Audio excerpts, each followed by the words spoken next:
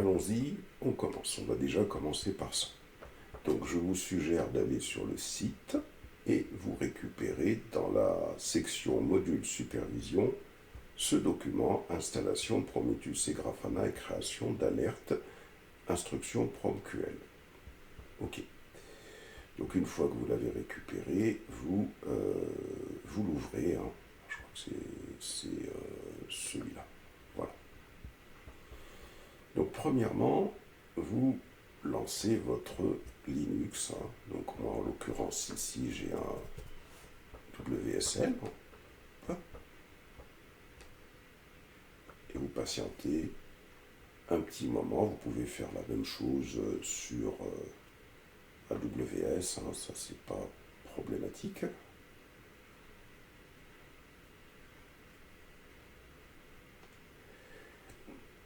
Patiente un petit moment. Voilà.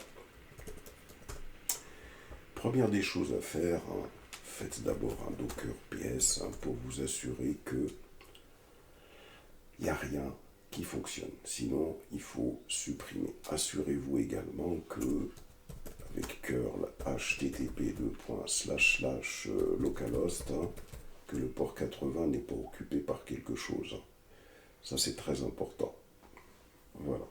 Donc ça, c'est la première des choses. Alors moi, je vais tout refaire ici. Hein. Donc je vais faire un mini-cube delete. Comme ça, je refais toute la manipulation dans son intégralité. Voilà, je vais faire un clear ici. Ok. Je vais venir donc sur mon document, ici. Et donc sur... Ah, c'est pas possible ça, pourquoi il veut pas...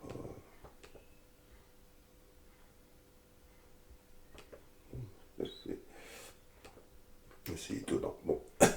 Alors vous vérifiez que Docker Desktop est désactivé surtout. Hein. Voilà, il faut vraiment faire attention à ça, on l'a écrit ici. On vérifie que Docker est installé. Donc vous vérifiez que Docker est installé. Hein. C'est très important ça. Il faut que Docker soit installé avec la partie client qui fonctionne, avec la partie serveur qui ne fonctionne pas. Si vous avez un problème avec ça, eh ben, il faut aller sur Internet.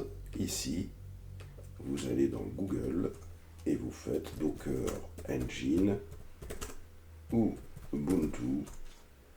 Et là, vous voyez dans Installer Docker Engine en Ubuntu, vous avez toute la démarche qui commence ici à installation méthode. Donc, au cas où c'est un problème pour vous, hein, s'il n'y a pas de problème, vous ne le faites pas. Il faudra refaire tout ça. Il faudra refaire cette commande-là, ici. Il faudra faire celle-là pour s'assurer que Docker fonctionne. Et il faudra descendre tout en bas pour aller dans Continue to Post Installation Step to Linux. Il faudra faire cette commande-là, il faudra faire celle-ci, et il faudra faire celle-là, au cas où ça ne marche pas. Je vous fais ce rappel, et là, donc, vous refaites votre Docker version hein, pour les camarades qui devraient réinstaller. Voilà, donc là, il faut que votre Docker fonctionne, c'est super important. Et donc, une fois qu'on a notre Docker qui est fonctionnel, donc ça veut dire que on va pouvoir travailler. Donc au cas où il y a des conteneurs qui sont en cours, il faut les arrêter avec cette commande-là.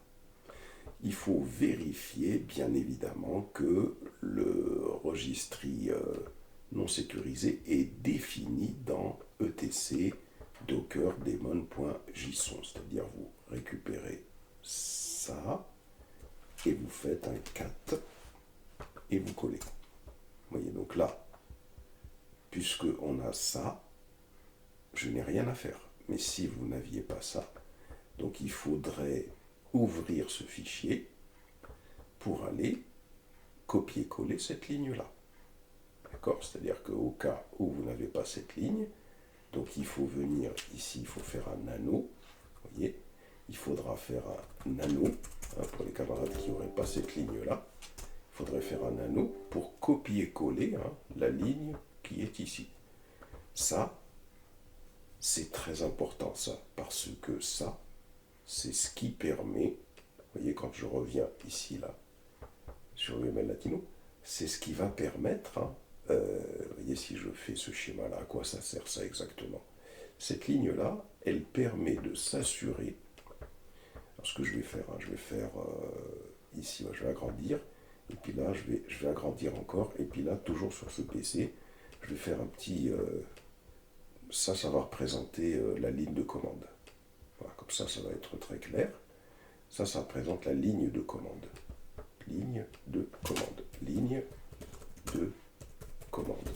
Donc, la commande que je viens de faire montrer ici, là, où est-ce qu'elle est, ça, le fait de faire ça, c'est ça qui entraîne que quand je vais faire un Docker push 192.168.50.2.5000 par exemple, une application quelconque, hein, quand je ferai ça, à partir de là, grâce à ce fichier, Docker va comprendre que il y a un registry ici, un unsecure registry qui est directement dans le... Alors attendez, je continue là. Ici, donc je vais voir un registry. Il va y avoir un registry qui sera directement sur cette machine, sachant que cette machine, elle a une adresse IP quand vous êtes sur Linux, qui est égale, l'adresse IP de cette machine, l'adresse IP de notre machine est égale à 192.168.49.2. C'est-à-dire que le fait que vous mettiez cette ligne-là, ça veut dire que quand vous allez faire un Docker push 192.168.49.2.2.5000/app, qu'est-ce qu'il va faire Docker? Docker, il va aller vérifier le fichier. Alors je vais sortir ici. Hop. Il va aller vérifier que... Alors d'abord, si vous deviez modifier, il faudrait faire un sudo. Hein, ici, attention. Il faudrait faire un sudo obligatoirement. Hein. Voilà, ça c'est important si vous deviez modifier. Hein. Voilà. Donc, là je ne modifie pas parce que ça existe, mais qu'est-ce que va faire Docker quand vous faites cette commande? Il va aller vérifier ce fichier daemon.json et il va s'assurer que Docker va accepter de pousser l'image sur un registry non sécurisé qui est à cette adresse-là sur le port 5000, hein, puisque là, l'idée c'est que le registry fonctionne sur le port 5000, et le registry, hein, le pod, fonctionne sur le port 5000, mais de plus, ce port 5000, il est mappé directement au port 5000 de Kubernetes. Ça veut dire que quand vous faites un Docker push, une fois que Docker a vérifié dans le unsecure registry, il a vérifié que ce registry non sécurisé est accepté, donc vous poussez, donc hop, cette commande-là, elle communique avec cette adresse IP-là sur le port 5000, et de plus, comme il y a un mappage de port avec le pod, ça veut tout simplement dire que, tiens, hop, la commande est envoyée à ce pod-là. Et donc ça signifie qu'à la fin, on se retrouve dans le registry ici, avec cette image. Cette image, elle va être stockée ici, 192.168.2.5000/app.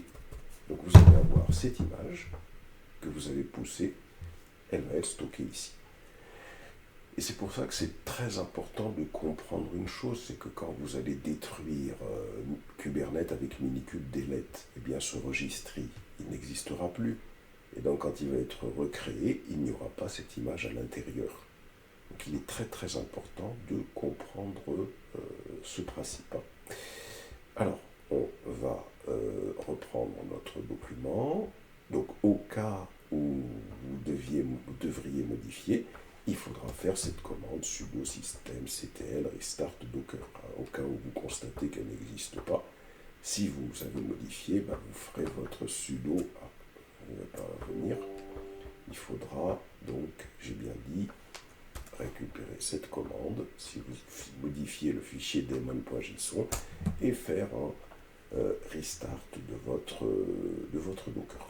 Alors pourquoi? Pour que le fichier soit pris en compte par Docker. Et à partir de là, on va maintenant, alors bien sûr là, ça c'est au cas où Minikube existe, donc là on le supprime, j'avais déjà fait en haut mais je le refais pour suivre le document, et ensuite il faut démarrer Docker avec un registry, Minikube avec un registry non sécurisé. Qu'est-ce que ça veut dire ça? Pourquoi on fait ça? Alors je vais aller le faire d'abord. Alors, hop, on fait ça pour la raison suivante. Quand je fais ça maintenant, c'est plus du tout pour Docker. C'est que maintenant, si on revient ici, vous voyez sur ce document, ici, je vais utiliser la commande kubectl. Et je vais faire par exemple un apply, un apply -f, prenons par exemple un apply -f, prenons par exemple un nginx.yml. Je vais faire ça. Et il se trouve que dans le fichier nginx.yml, peut-être je vais tout faire app.yml. app.yml. Il se trouve que dans le fichier de déploiement app.yml, je fais appel à l'image qui est ici, qui est dans le unsecure registry. La commande kubectl, elle, c'est pas Docker.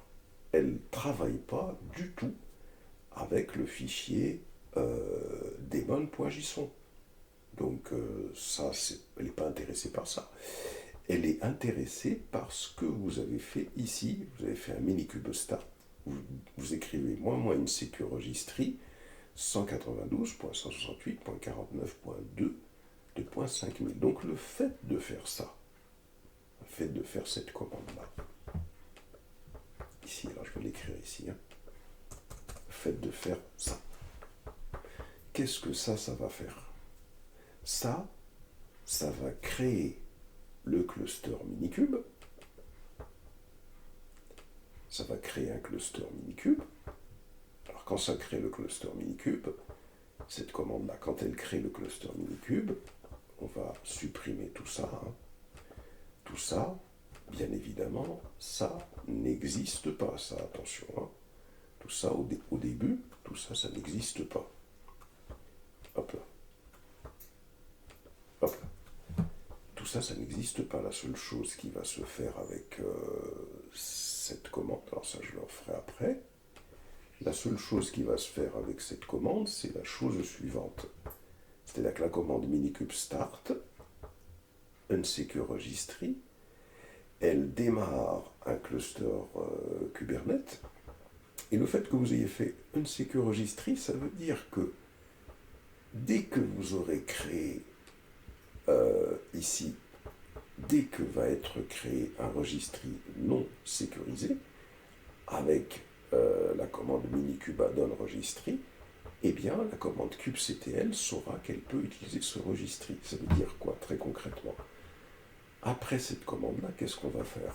On va revenir sur le document et on va faire un minikube status déjà. Voilà, on fait un minikube status.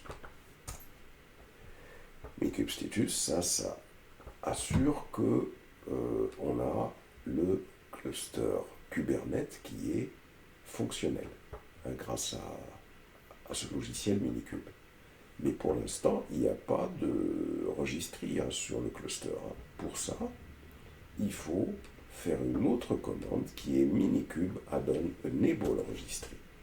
C'est-à-dire que quand on va faire cette commande minikube addon enable registry, ici, qu'est-ce qui va se passer une fois qu'elle sera finie cette commande? Eh bien, à partir de là, sur ce cluster Kubernetes, on va avoir un pod qui va exécuter un conteneur avec un registry non sécurisé. C'est-à-dire que là, on va avoir un pod registry qui fonctionne. Alors le pod, ça c'est le pod. En réalité, il faut bien comprendre une chose, c'est que quand vous avez un pod, à l'intérieur, ce pod fait fonctionner un conteneur. Il faut bien avoir ces choses-là en tête. Hop là. Voilà, donc ça fait fonctionner un conteneur. Ce conteneur fait fonctionner un registry et qui écoute sur le port 5000. D'accord, ça c'est le pod, ici. Ça c'est le pod, alors je vais peut-être le faire comme ça, là, hop. Ça c'est le pod.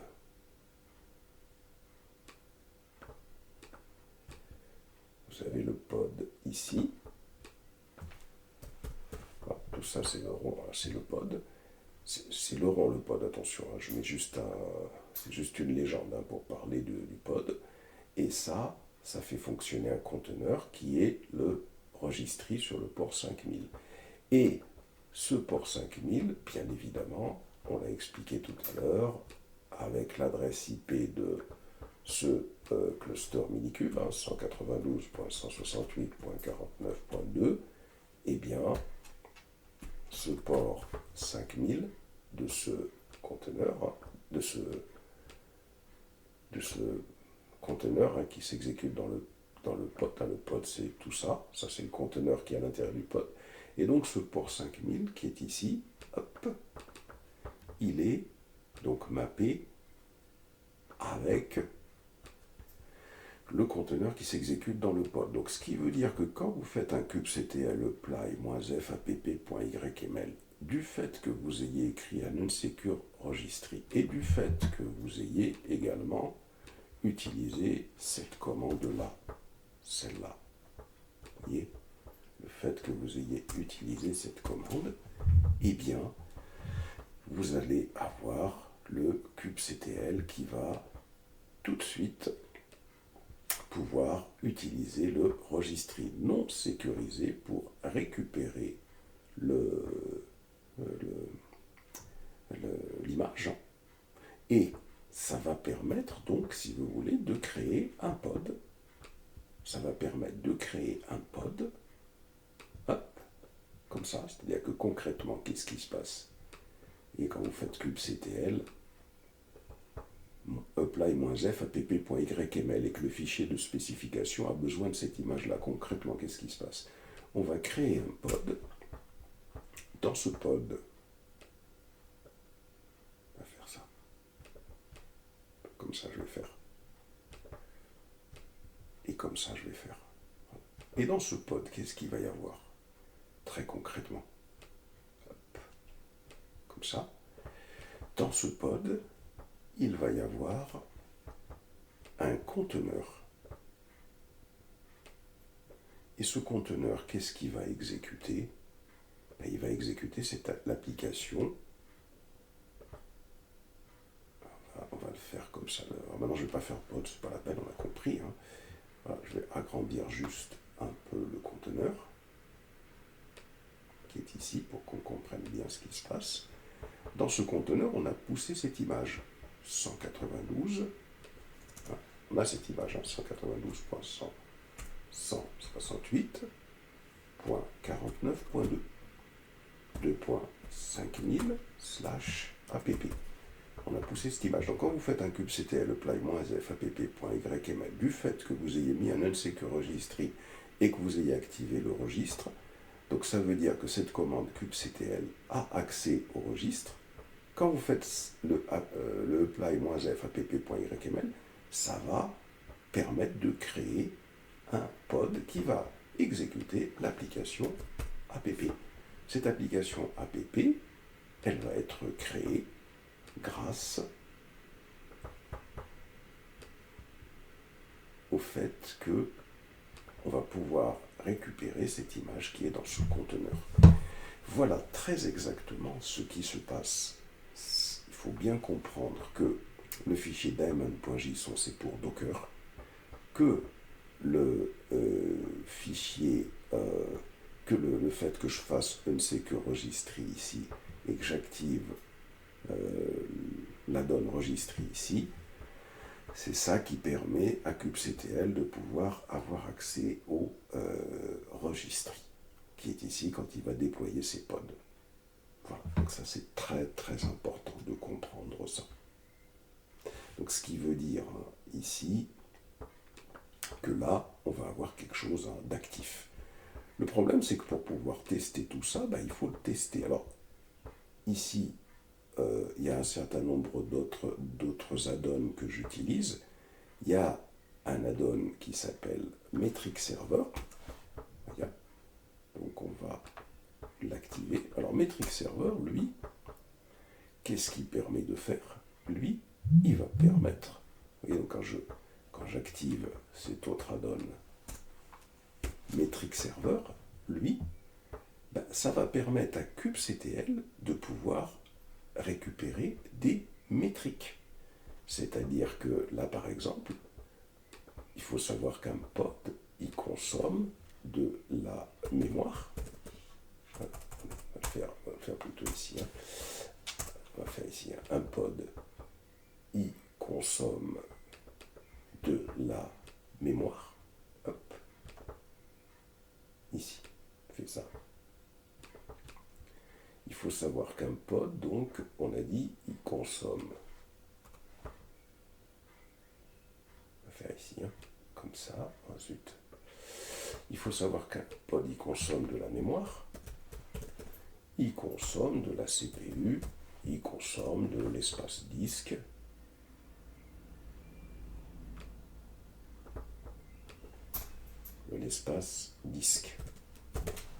Et donc, vous avez envie, par le biais de kubectl, de connaître les quantités de mémoire qui vont être consommées par tel pod. Alors, pourquoi on a envie de cela?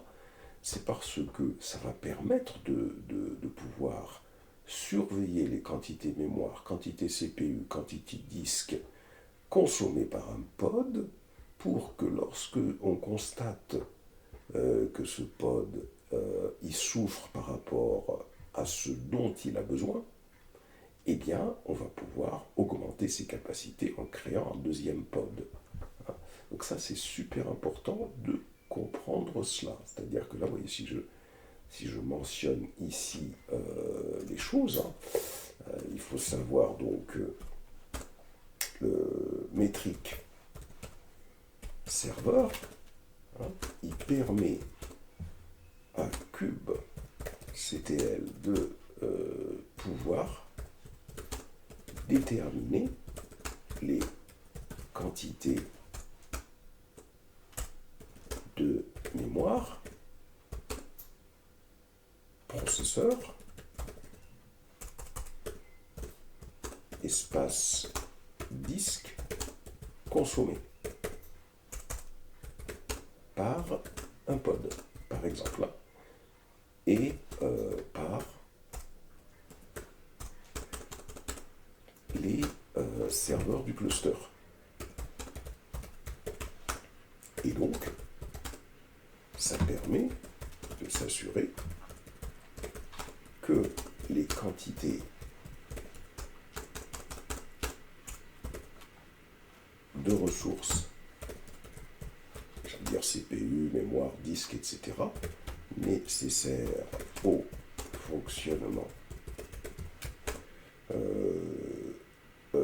des serveurs du cluster et du pod ne sont pas dépassés. Ainsi, on pourra créer d'autres instances du pod automatiquement. On va voir comment on va pouvoir faire ça ultérieurement. Donc là, à voir ultérieurement. Mais déjà, il faut bien comprendre ça. Voilà. Ensuite, si je reprends encore ce document, on déploie un ingress. Un ingress ici. Hop. Je colle. Minikube add-on ingress. Alors le ingress, c'est super important, le ingress. Pourquoi le ingress est super important? On va revenir ici, et là, vous voyez, je vais maintenant, ici, je vais faire tout ça, j'ai plus besoin maintenant. À chaque fois, on explique doucement, doucement. On ne va pas laisser tout sur le schéma. Vous avez qu'à faire des captures d'écran à chaque fois. Hop, je vais supprimer ça. Je supprime ça. Je supprime ça, puisque on va expliquer le ingress maintenant. Hop.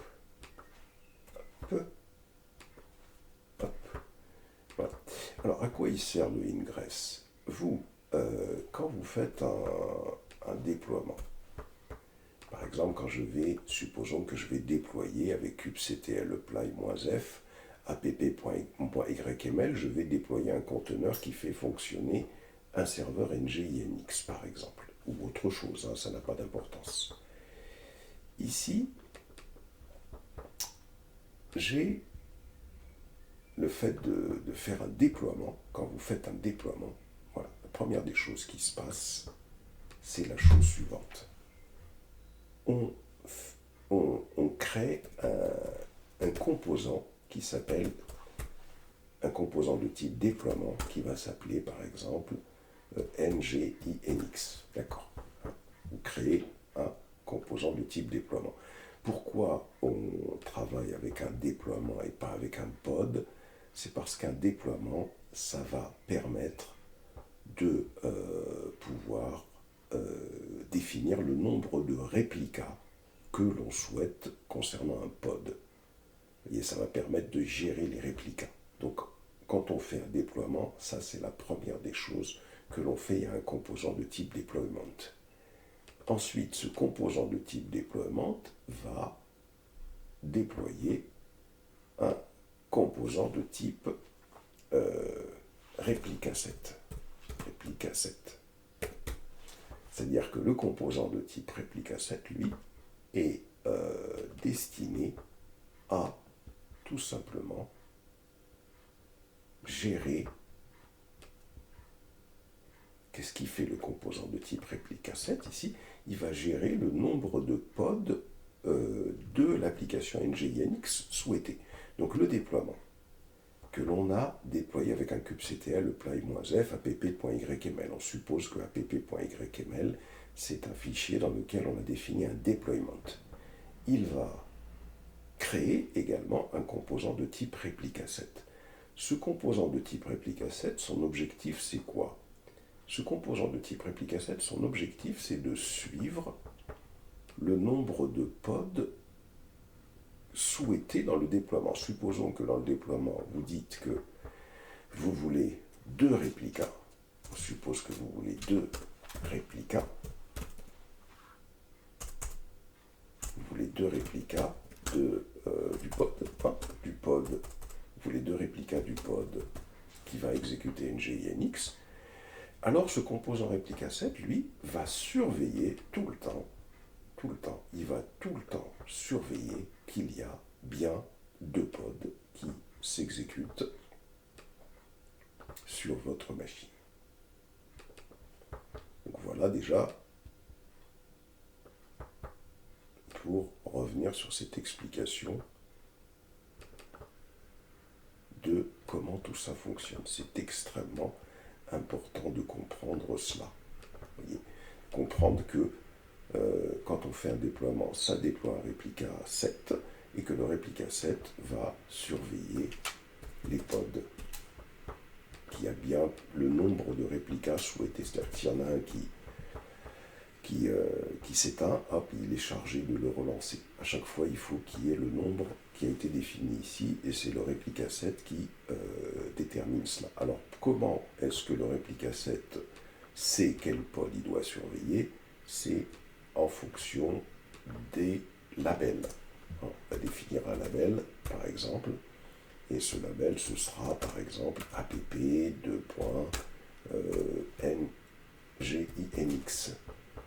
Ici, même chose, on va définir app2.ngInx. Ça veut dire que ici, le réplica, c'est que tous les pods qui ont, parce qu'on le lui dit, on lui dit dans le fichier, on lui dit, écoute, tous les pods qui ont ce label, eh bien, c'est eux que tu dois suivre et relancer à chaque fois. Donc ça, c'est le premier point. Donc, ça, c'est pour réexpliquer un peu le fonctionnement d'un déploiement. Ici, nous, qu'est-ce qu'on a fait? On a fait un minikube add-on enable ingress. OK. Donc, on a fait ça. À quoi ça sert, ça? Ça va servir, justement, à activer un contrôleur ingress, c'est-à-dire un composant qui va permettre, alors je vais tout simplement supprimer ça pour avoir plus de place, ça va permettre d'activer un composant, on va l'appeler ici, on va le mettre ici, ça va permettre d'activer un contrôleur ingress. Qu'est-ce que c'est qu'un contrôleur ingress? On va voir dans quelques instants ce que c'est. Contrôleur ingress. Bien. Ici, quand on fait ça, quand dans le déploiement qui est ici, on suppose que dans le déploiement qui est ici, j'ai déployé tout ça. Et puis là, tiens, j'ai envie de pouvoir accéder à cette application via, j'ai envie d'y accéder à partir d'ici, par exemple, via un navigateur. Alors, attendez, je vais faire comme ça plutôt. Faire comme ça. Voilà, je vais faire comme ça. J'ai envie d'accéder à cette application via un navigateur. Je vais le faire comme ça. Suppose que ça, c'est le navigateur Internet Explorer. Et j'ai envie d'accéder à cette application via l'URL http:// et je veux faire, par exemple, app.local. Et moi, ce que je veux, c'est que slash, par exemple, app1. Et moi, ce que je veux, c'est que quand je fais ça, hop, je souhaite arriver sur cette application-là. Vous voyez, on suppose que je vais arriver sur cette application-là. Et supposons qu'encore mieux que ça, tiens, il se trouve, que j'ai fait, allez, je vais faire comme ça. Faire comme ça. Voilà, je vais faire comme ça. Voilà, je vais faire comme ça.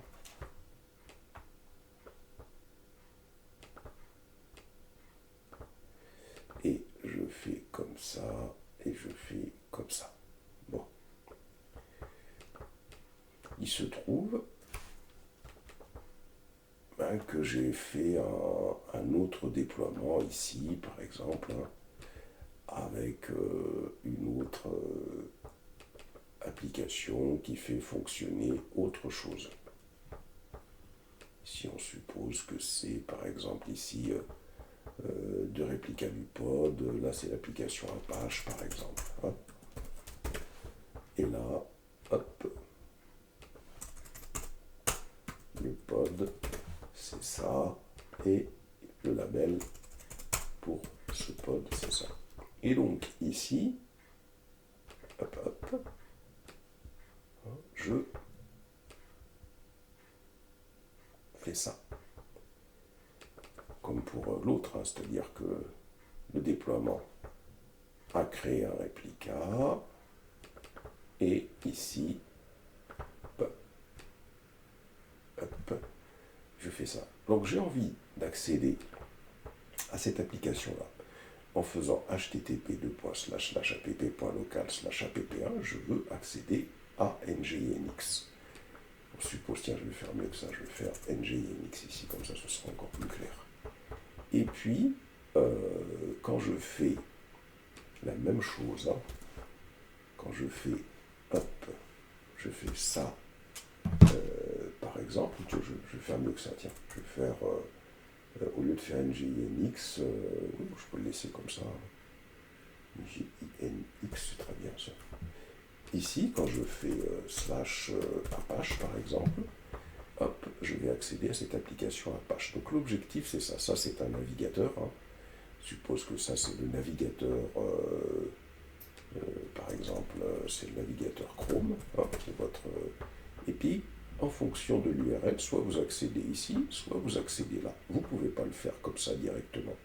Qu'est-ce qu'il va falloir faire? D'abord, il faut qu'il y ait un contrôleur ingress. Ça, c'est le premier point que vous avez activé avec Minikube Add-on Enable Ingress. C'est ça qui permet de créer ce pod-là. Deuxièmement, il faudra créer pour chaque application, il faudra créer un service de type cluster IP. Donc ici, vous créez un service de type cluster IP. Vous créez un premier service ici. Donc c'est un cluster IP, ça, hein, un service de type un SVC de type cluster IP. Et ici, vous allez avoir la même chose, hein. C'est-à-dire que là, vous créez aussi un service de type cluster IP. Ce service de type cluster IP, il peut accéder à ces pods. Donc, voilà, celui-là, son objectif, c'est de pouvoir garantir l'accès à ces pods. C'est ça, c'est un service de type cluster IP. Ça permet de pouvoir accéder à des pods.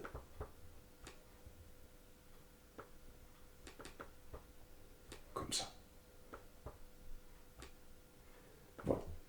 Souvenez-vous que cluster IP, ce service-là, il suffit tout simplement de lui donner un nom. Le service va s'appeler Apache par exemple, ici. Et puis, le nom du service s'appellera Apache, le name par exemple. Le name du service, c'est Apache. Et puis de lui dire à ce service de type cluster IP, voilà, tu dois accéder au pod dont le label est app2.apache. Donc celui-là, il saura que pour accéder à que les pods qu'il doit exposer, c'est ces deux pods-là. Et le service de type cluster IP permet uniquement la communication avec d'autres éléments internes. C'est-à-dire que ce service va permettre à ce pod-là, par exemple, supposons que ce pod ait envie de communiquer avec celui-là, et bien ce pod va s'adresser à ce service de type cluster IP pour pouvoir communiquer avec celui-là. Mais en aucune manière, un service de type cluster IP ne permet de communiquer vers l'extérieur. Et ça, c'est le même principe ici. Je vais le faire d'un coup ici. C'est le même principe ici. La différence, c'est que là, on va lui dire que, écoute, ton nom c'est NGINX par exemple, hein, et tu dois exposer vers l'intérieur les pods qui ont pour label NGINX. Voilà. Et donc, une fois qu'on a fait ça, eh bien on va créer un service ingress, c'est-à-dire, alors déjà pour déployer ces deux services-là, il faudra bien sûr une application Cube, il faudra appliquer un fichier de spécification kubectl apply -f par exemple service.yml. Alors des fois on peut avoir des fichiers extérieurs ou tout mettre dans un même fichier, et puis il faudra enfin déployer un service de type ingress, c'est-à-dire que ici je vais avoir un service de type ingress, hop, un ingress,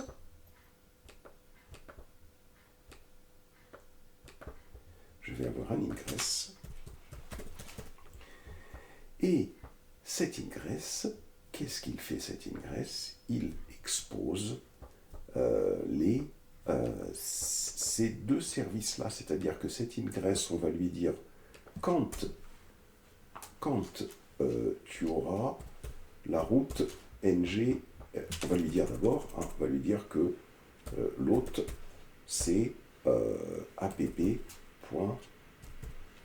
c'est-à-dire que quand il y a une URL qui arrive avec app.local, qui va avoir pour chemin /nginx.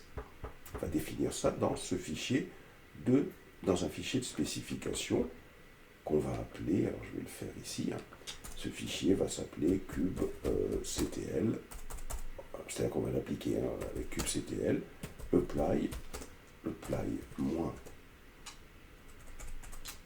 apply -f nginx et YAML par exemple.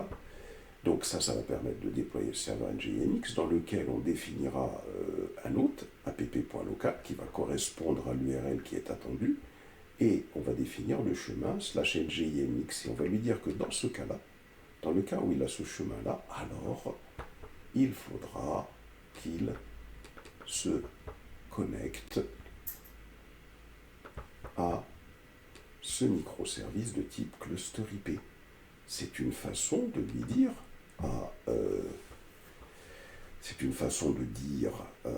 si vous voulez, donc à ce service ingress, dès que tu reçois cette URL, dès que tu reçois une URL app.local/nginx, hop, tu communiques avec ce service. Alors, comment on lui précise ça? On lui précise ça tout simplement en lui disant que dans ce cas-là, le service auquel tu dois faire appel, c'est le service qui a pour nom Apache.